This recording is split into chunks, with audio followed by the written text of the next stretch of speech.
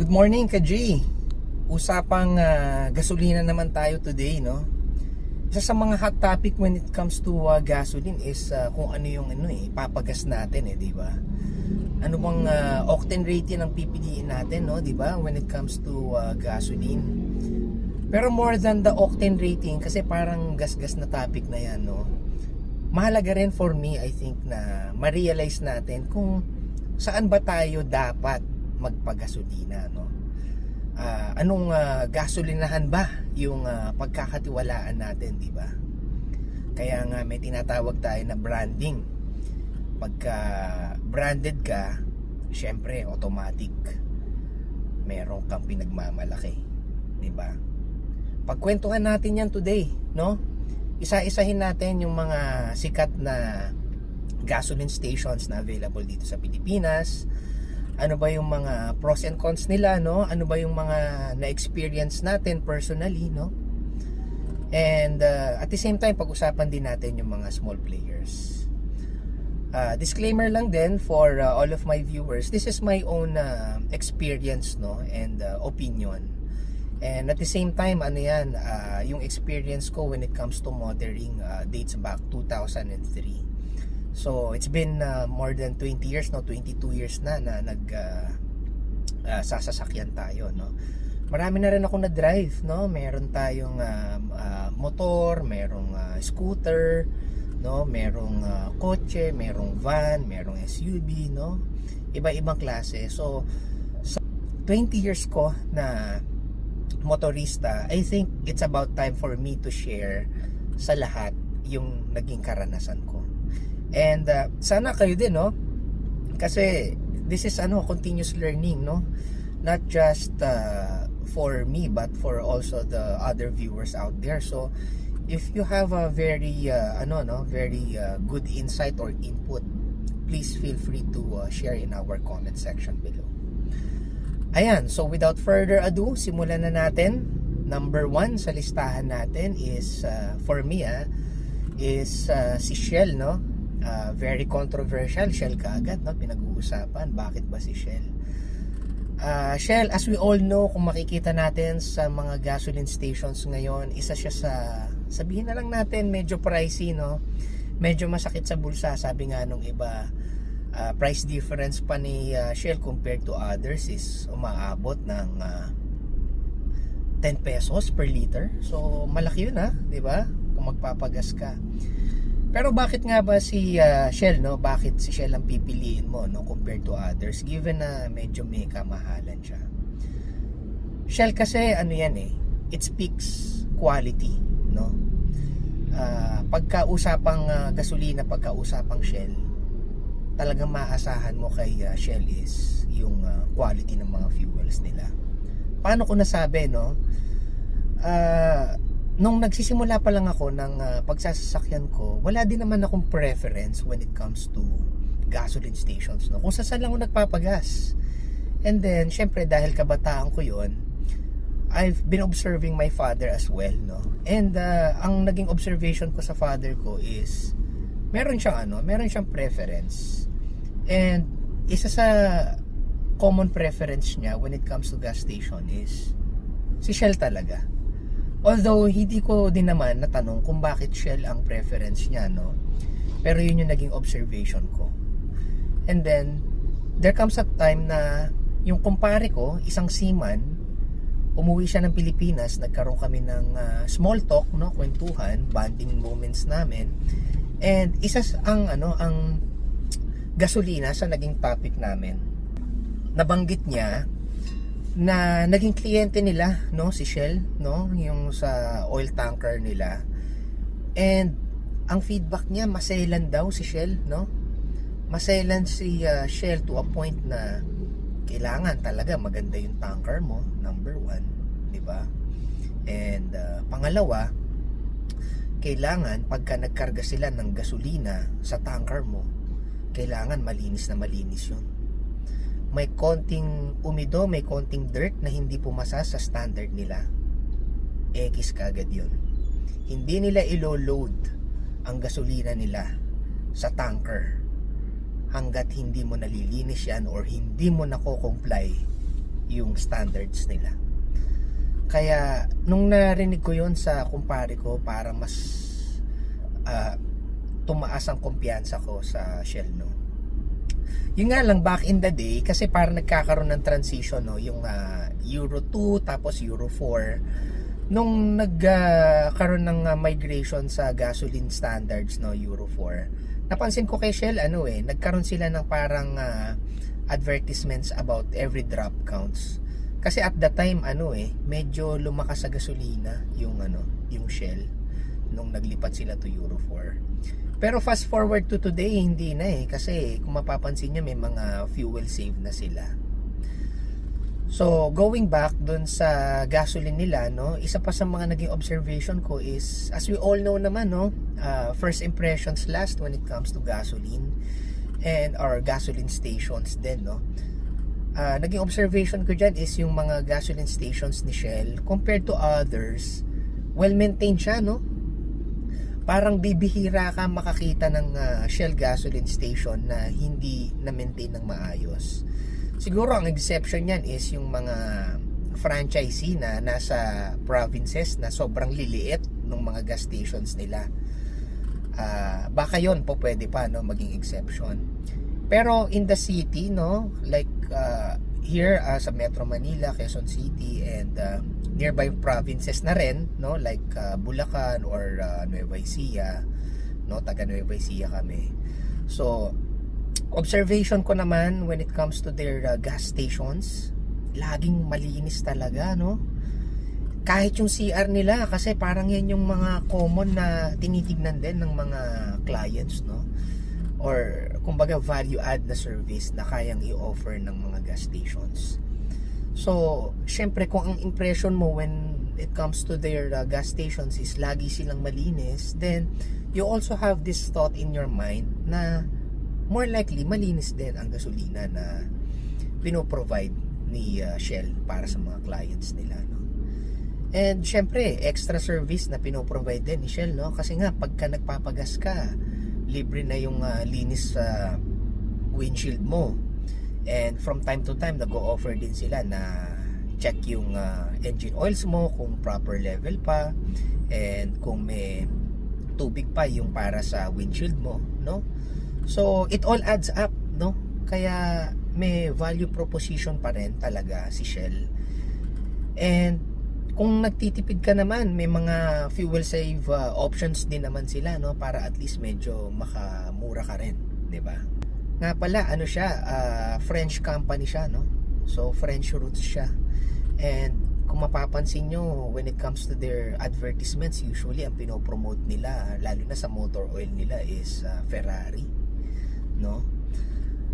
When it comes to their service, no, yung mga maintenance service nila, mga PMS na ino-order nila, hindi naman din sila kasi brand specific, no, when it comes to cars.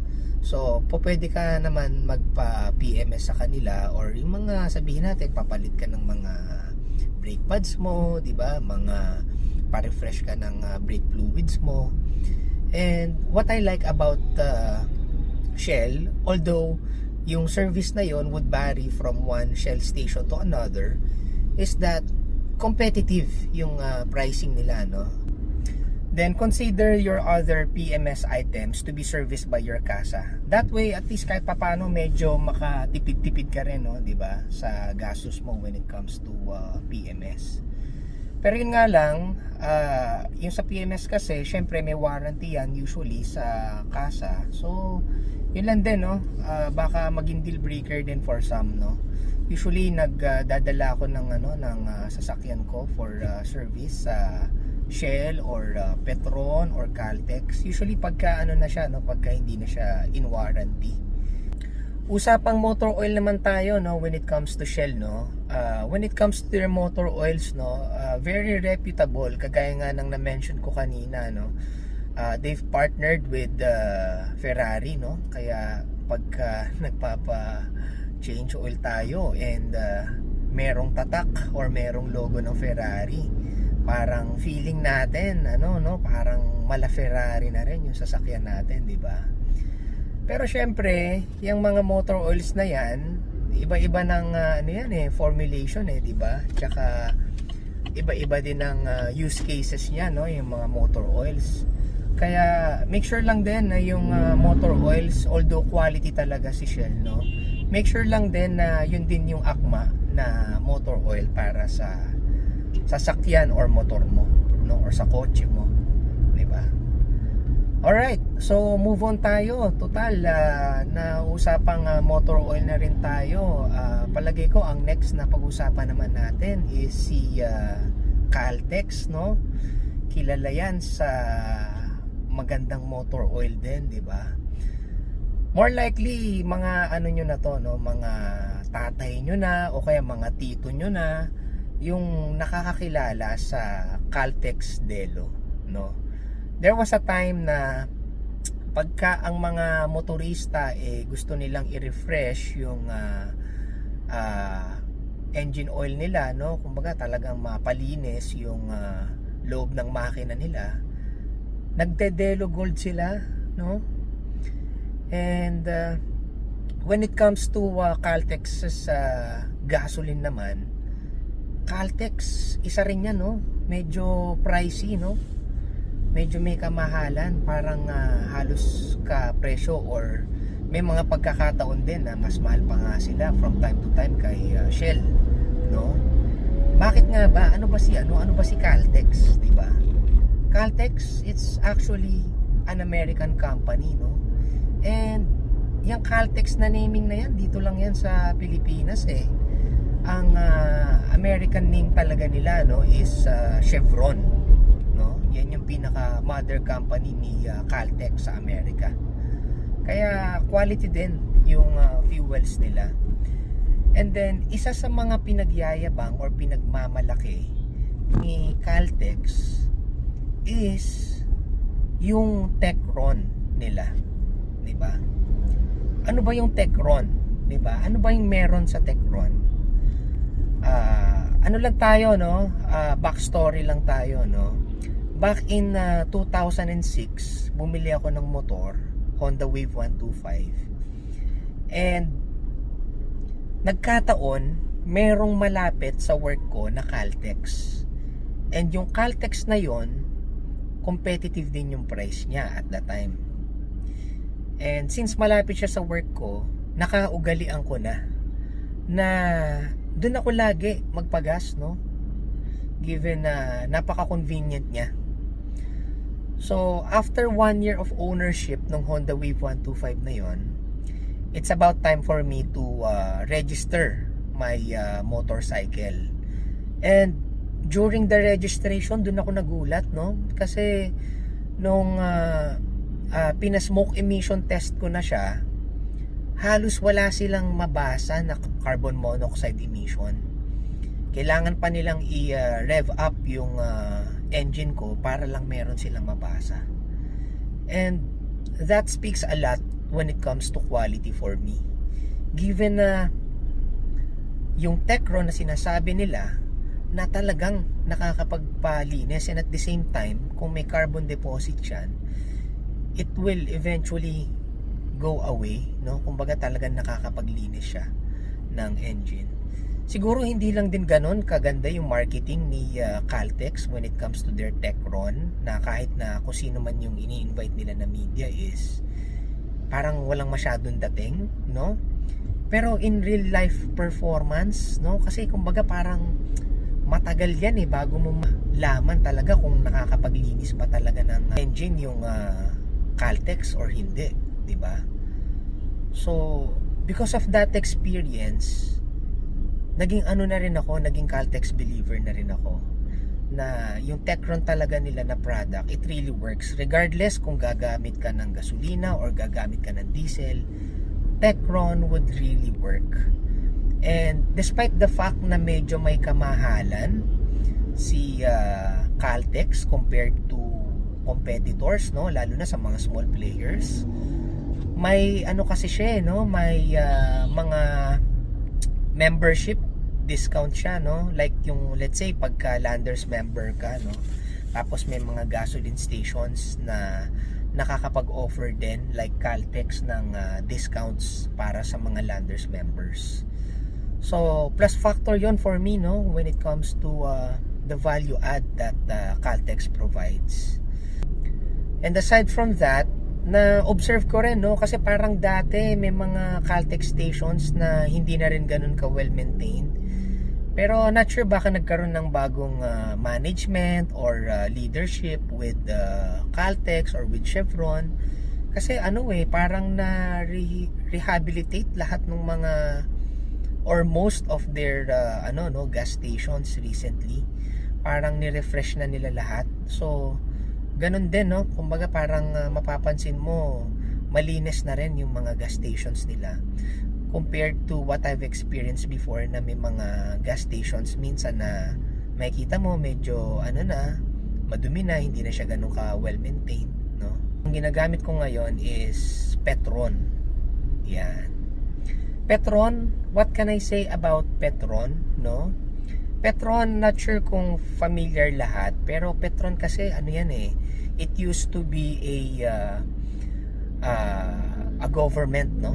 A government property hanggang sa na-privatize na siya, no? Syempre hawak na ni San Miguel yan, no? Ramon Ang conglomerate, di ba? So talagang maaasahan mo na lalaban yan sa mga foreign or malalaking gasolinahan, no? And Petron talagang very reputable na sila dito sa Pilipinas. And ang isa sa mga tumatak sa akin when it comes to Petron na shinare din ng kumpare ko, no? Shout out to paring LA kung nakikinig ka ngayon, is yung fact na makunat ang gasolina ng Petron. So ano ba ibig sabihin ng makunat, no? Kasi baka mamaya ma-misinterpret nung iba, no?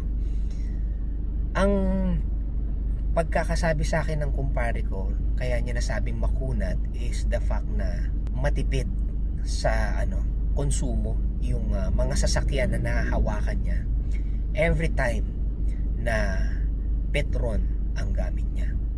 And pinagmamalaki rin niya ng Petron, no? Kaya nga meron silang yung variant na Petron extra unleaded, di ba? So kung hindi pa kayo nakakasubok noon, might as well give that a shot, no? Lalo na kung compatible din siya sa sasakyan nyo, no? Yung mababang octane reading na sasakyan. So isa yan sa mga major selling point ni Petron, no? And not only that, pagdating kasi sa Petron, ang dami rin nilang ang dami nilang options na pinoprovide, no? Meron din silang XCS, no, di ba? So kung hindi mo naman habol yung sobrang tipid pero high quality fuel talaga, no? Yan, XCS isa sa mga options na po pwede mong ikarga sa motor or sa kotse mo, di ba?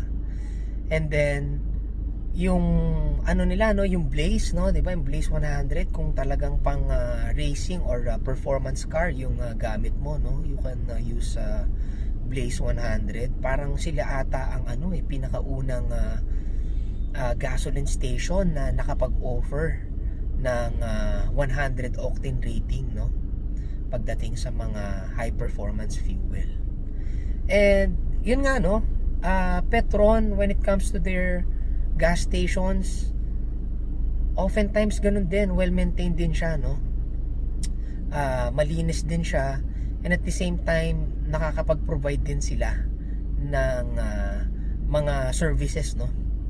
And may mga gas stations pa nga sila na I think mas mas competitive yung service compared sa Casa or sa ibang gas stations, no? May mga magagaling na mekaniko din, 'di ba? So it would really vary, no?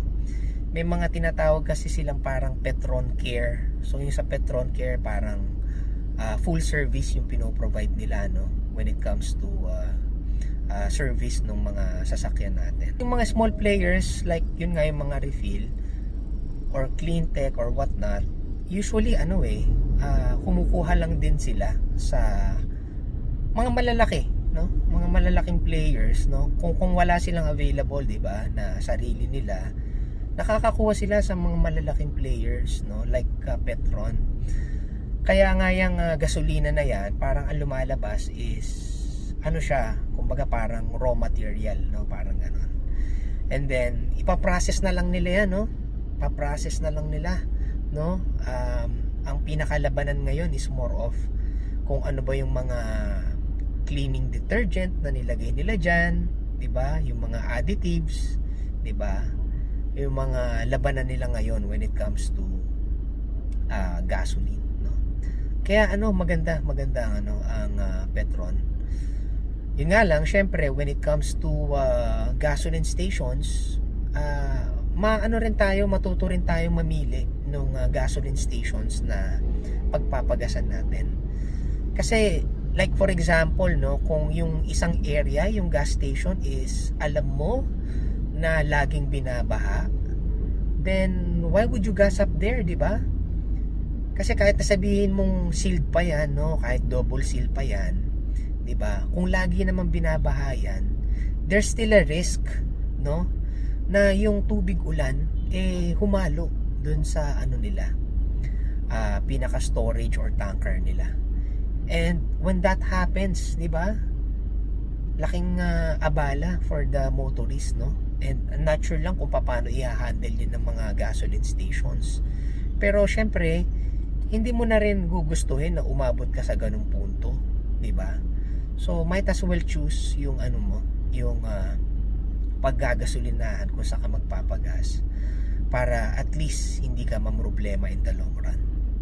Ito yung kagandahan kay Petron, no? Maliban sa yun nga, no, sinasabi nila makunat yung gasolina ni Petron, no? Kumbaga tipid si Petron. Kahit big 3 siya, yung presyo niya sobrang competitive. Para ka lang din nag small player. Ganun yung presyuhan ni Petron. Kaya hindi na rin talaga nakakapagtaka kung bakit sobrang daming nagpapakarga kay Petron. Kagaya ko na lang, no, Petron din ako, turbo diesel lagi kong pinapakarga. Yung hinahanap ko na performance para sa sasakyan ko ngayon na turbo diesel, very evident siya, no? And pagdating naman sa motor ko, kasi syempre mababa lang compression ratio ng motor ko so papakarga lang ako extra, no, extra na gasoline, no? Okay din, maganda rin yung performance, and yun nga, tipid din talaga siya. Big 3 sila, oo, sikat sila, oo, marami silang gas stations, marami silang connections, no, and dealer network.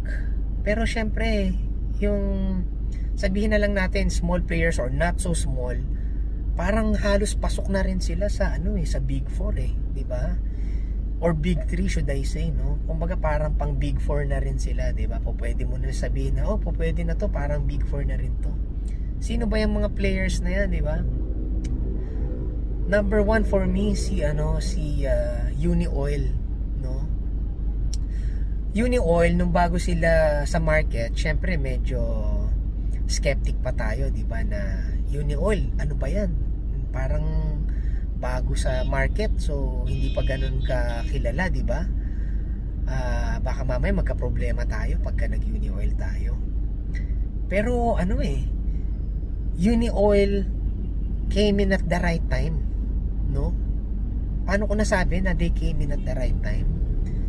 Kasi nung dumating or nakilala or nagpakilala si Unioil sa Philippine market, ang recollection ko dyan is ito yung time na na nagkakaroon ng migration ng from Euro 2 to Euro 4. And ang isa sa mga pinagyabang ni Unioil, kung hindi ako nagkakamali, is I think parang Euro 6 na or Euro 5 yung binebenta nila. So yun yung parang pinaka marketing ploy nila at the time.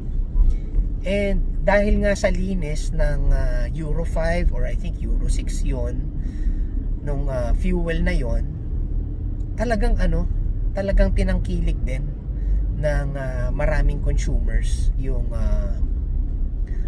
gasolina nila, no? Plus the fact na maganda rin yung motor oil pa nila, no? So kung maganda na nga yung gasolina nila, tapos maganda din yung motor oil. So ano ba yung ano nila? Ano ba yung motor oil nila? 'Di ba? Motor oil nila usually ang nakikita ko sa kanila is yung Idemitsu na brand. And Idemitsu, if I'm not mistaken, that's a Japanese brand, no? Kumbaga kilala din yung Idemitsu na yan. Kaya definitely, no, talagang seryoso si Uni Oil when it comes to the product quality that they're offering. Kaya para sa akin, hindi na usapang Big 3 ngayon di ba? Wala na yung usapang si Big 3 lang talaga ako. So, para sa akin parang dark horse yung Uni Oil na yan.